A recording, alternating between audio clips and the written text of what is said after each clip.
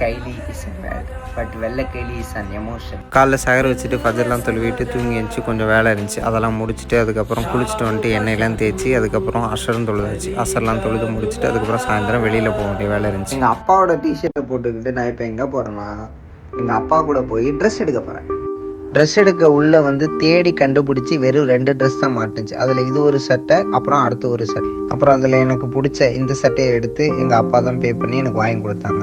நம்ம எவ்வளோ வளர்ந்துட்டாலும் நம்ம அப்பா கணக்கெலாம் நம்ம இன்னும் குழந்தையாவே தெரியிறோம்ல. நபி ஸல்லல்லாஹு அலைஹி வஸல்லம் சொல்லியிருக்காங்க, தந்தையின் மகிழ்ச்சி அல்லாவின் மகிழ்ச்சி, தந்தையின் கோபம் அல்லாவின் கோபம்னு சொல்லி.